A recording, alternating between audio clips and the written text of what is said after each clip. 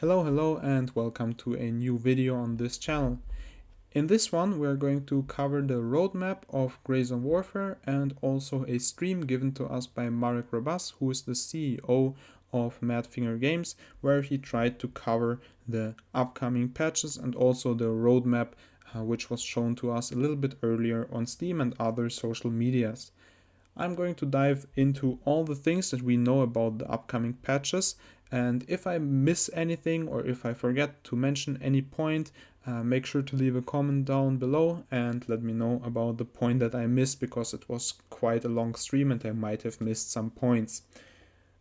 Also, let me know in the comments down below what you think about the roadmap and what you think about the future patches. Is it more clear to you where the game is going, and how do you like the upcoming features? Make sure to let me know in the comments down below. I'm kind of interested to see your opinion.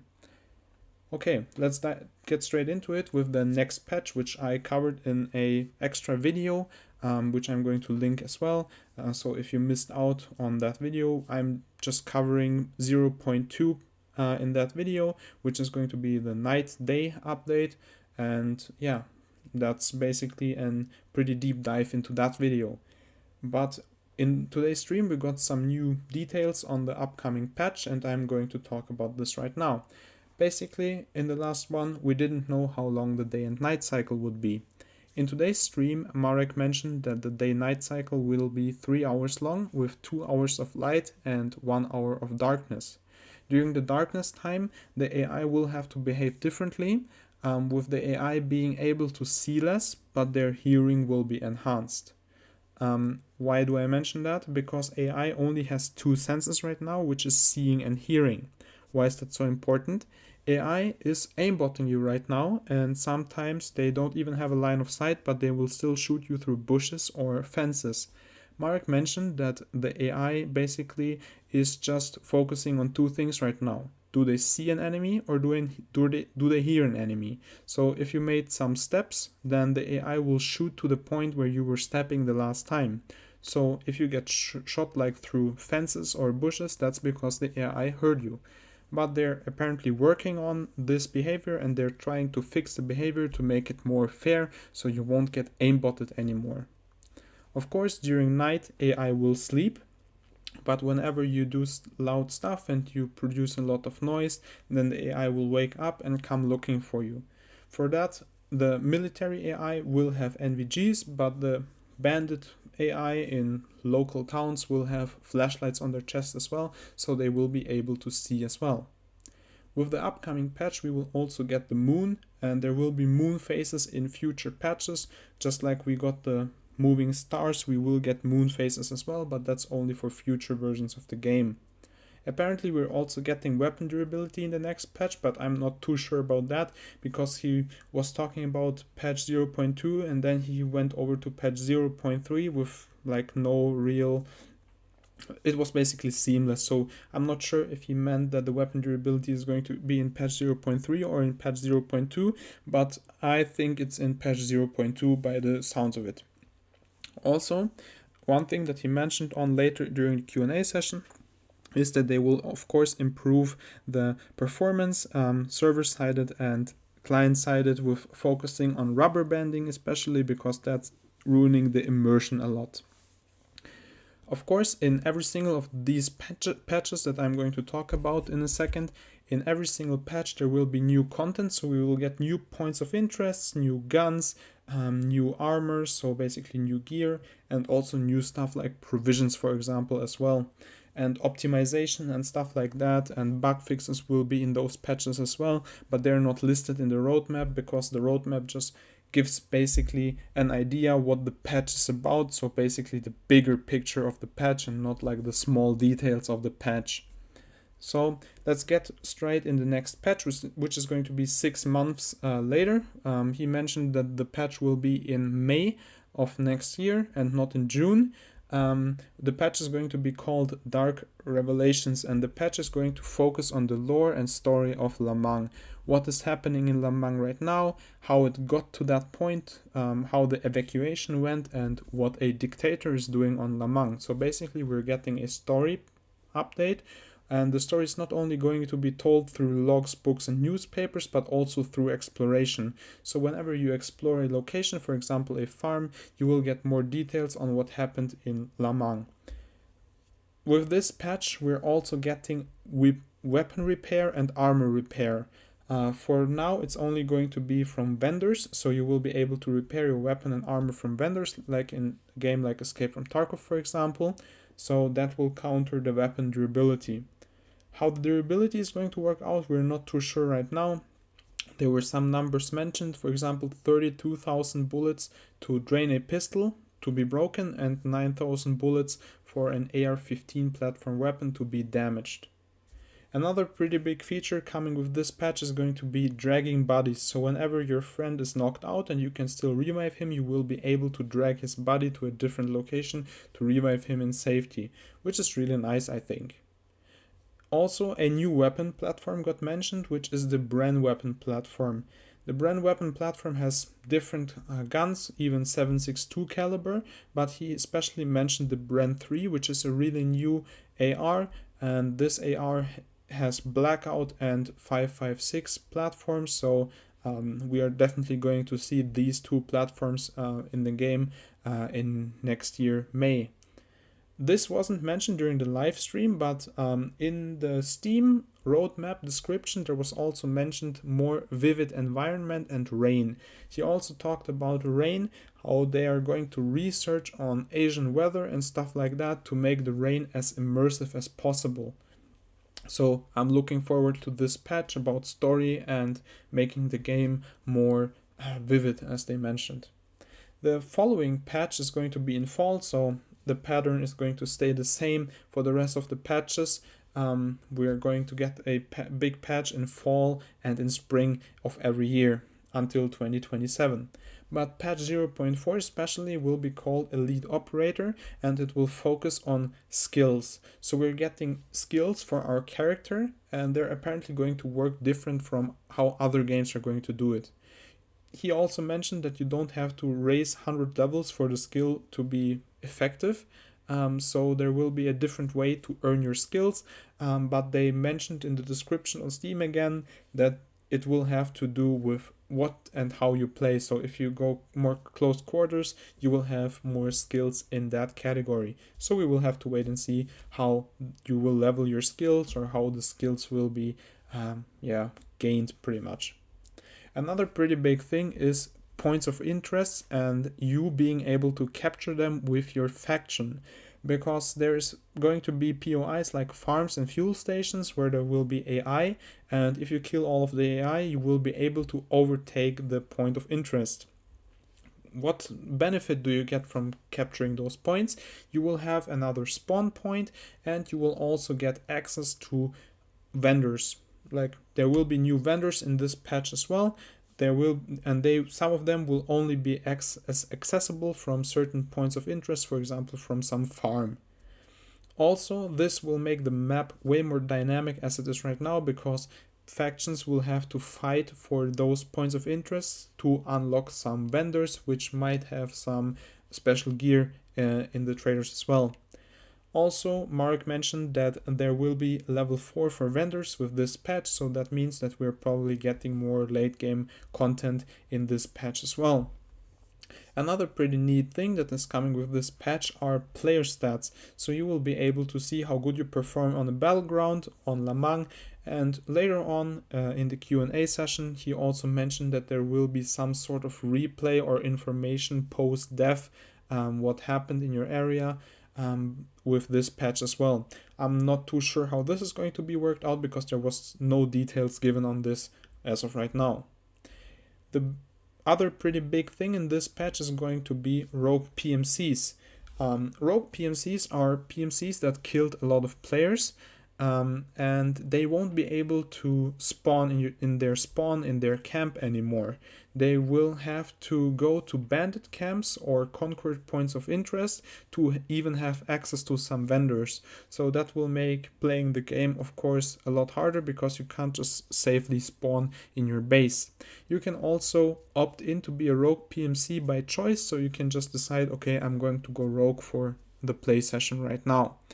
I'm not sure about the point of killing players. I'm not sure how that is meant, because in the later part of the stream he was mentioning team killing and rogue PMCs, with, like, he mentioned those in the same sentence. So I'm not sure if by killing players he means killing players by, like, from every faction, or just players from your own faction. I'm not too sure about that, but for now he just said, when he was talking specifically about rogue PMCs, he was talking about killing players. So I think it's from all factions, but the way he mentioned it later on, I could have confused it, and he could have meant that killing your own faction will result in you becoming rogue, which would make sense, of course, but we will have to wait and see for more details for that.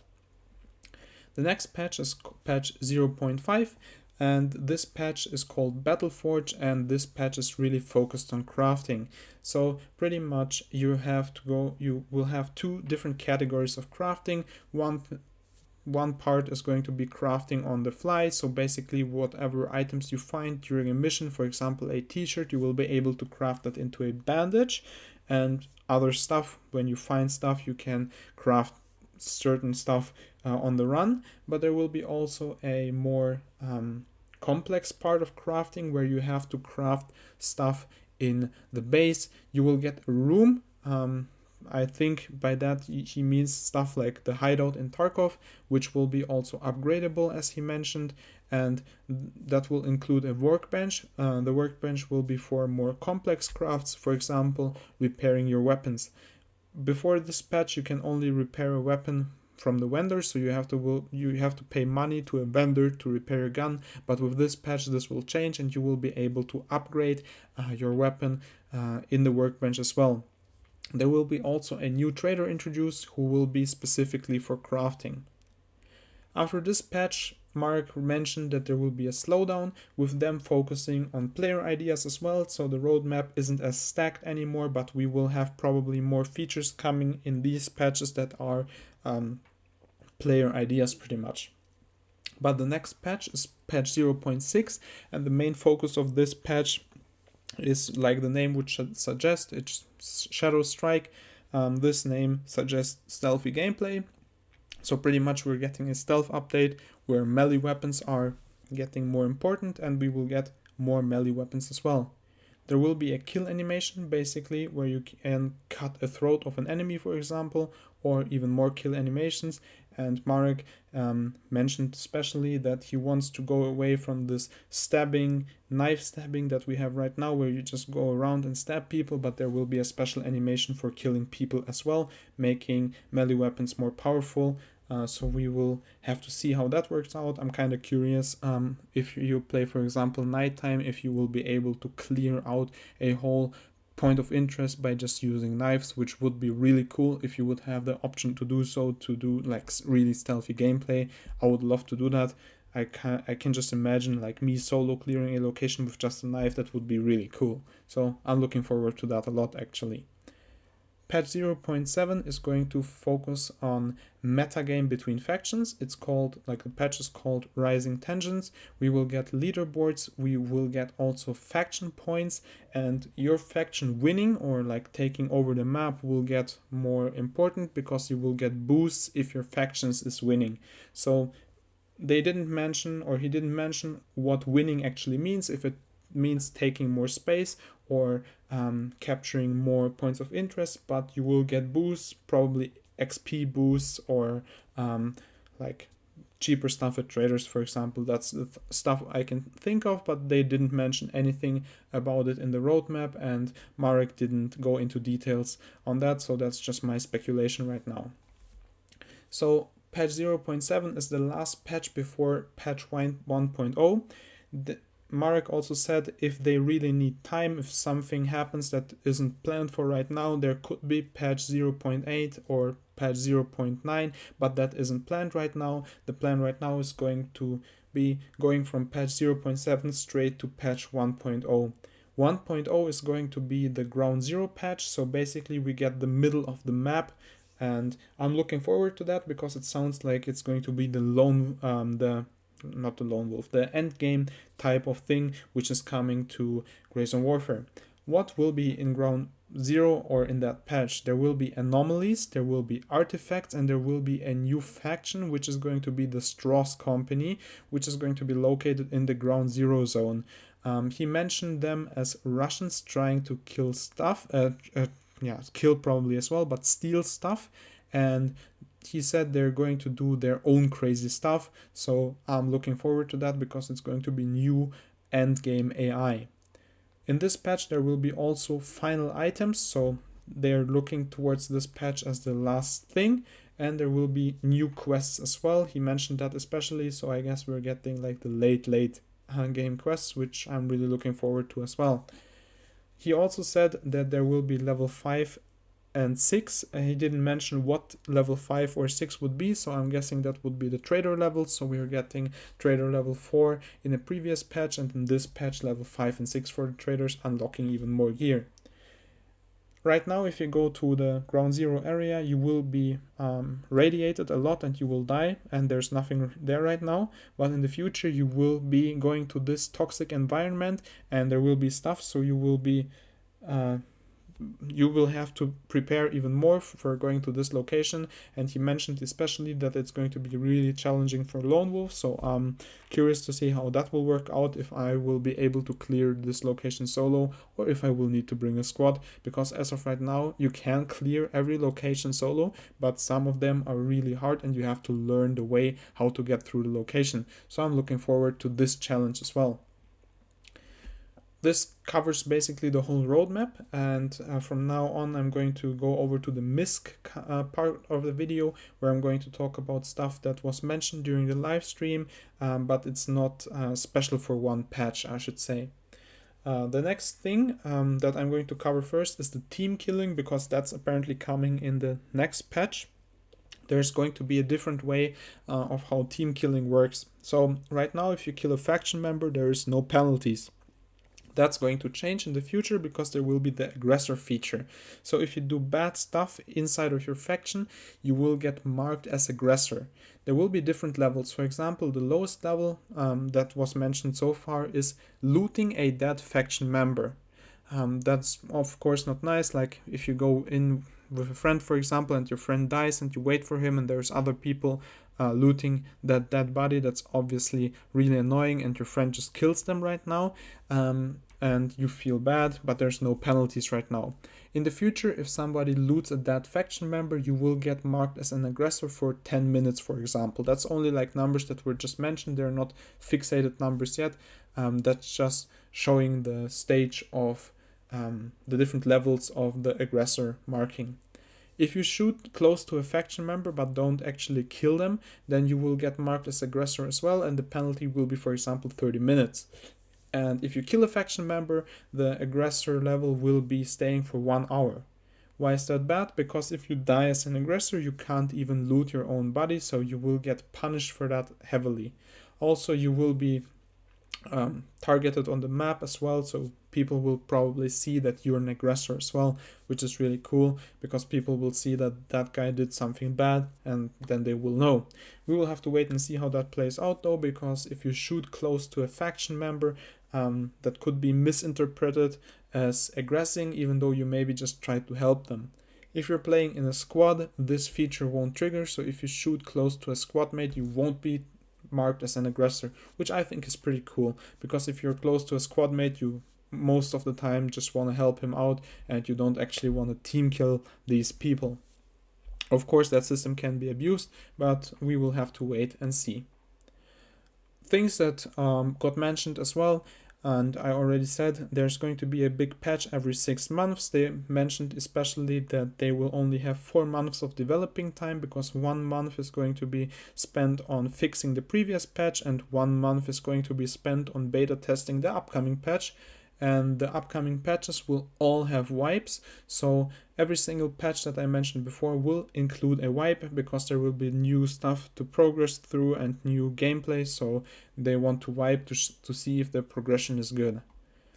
Also, the game will never be optimized for low-end PCs, so if you have a really bad PC, they won't be able to optimize it for your 10 or 20 series cards, unfortunately, because the game is just too good, and removing features from the game through low settings, for example shadows, would be leaving room to exploit for people, and they don't want to go that way. So if you want to play the game, you will have to have a pretty good PC.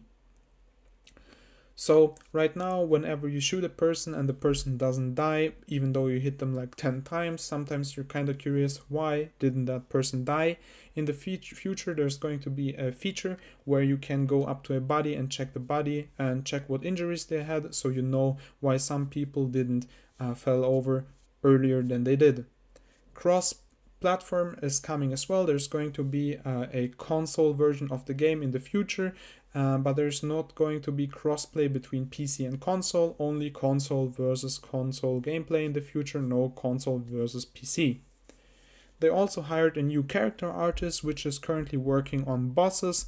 Every boss will get their own unique pistol and also unique looks and characteristics, and that's pretty cool in my opinion. Kind of reminds me of Escape from Tarkov, where the bosses are kind of cool and challenging as well. There will be new late game quests coming later on, of course, as well, with them only having 30% of the quests that they want to have in the game right now. So that leaves 70% of quests that are still bound to come to the game. There will be daily quests in the future as well, he mentioned that. And one thing that he isn't sure right now if it will be introduced to the game or not are thermal scopes or thermal vision in general, because it can be really strong and even OP, so you would have to balance the game a lot for that to work really well. And especially in games like Tarkov, where you have like a 200-meter boundary for some thermal scopes to work, but that's of course not immersive and not realistic, because in real life there is no boundary for thermal vision. So we will have to wait and see if thermal vision actually makes it into the game. They will focus also on better ambient sounds. There will be private servers where you can host a server from an external provider. They want to implement that as well. There will be animals in the future as well, so wildlife, starting off with smaller animals, will come in the future as well. For example, bugs and butterflies are coming to the game. He got asked about crocodiles and said no, but we will have to wait and see how big the animals will be in the game. There will be no female PMCs, because that would mean that they would have to redo all the animations for female characters, which is not a priority and not an idea right now. Also, for the night patch, some people were asking if you would be able to shoot the lights out. That is not planned for the patch 0.2, but maybe for future versions of the game. When we're talking about faction bases, you probably started at one point, and then if you wanted to go to a different location, then you would have to travel across the whole map sometimes, because you just chose the faction that is the furthest away from one spot. That will also be a little bit different in the future, because the faction bases will rotate. Not in patch 0.2, but in future versions, the faction base will rotate, so you probably won't have to travel 30 minutes to Midnight Sapphire every time you go there, but because the faction base will rotate, that will change. Also, the focus of the game right now is heavily on PvE, especially since there is no XP for killing players right now. I actually didn't know that. There's only XP for killing AI right now, and Marek said that there is ideas how they could do a PvP extraction mode in the future, but that's not the priority right now. The priority right now is PvE. Another thing that is not their priority right now is making tons of money. He said that merch is not a priority and microtransactions aren't planned either. They just want to focus on fixing the game and completing the game. The game will be way more expensive on release though, with him mentioning it becoming a full price title. So if you want to get the game for cheap, you have to get it before patch 1.0 drops, because after that it will be a full price title.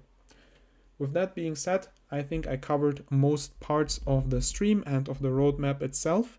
If I forgot anything, make sure to leave a comment down below with whatever point I left out.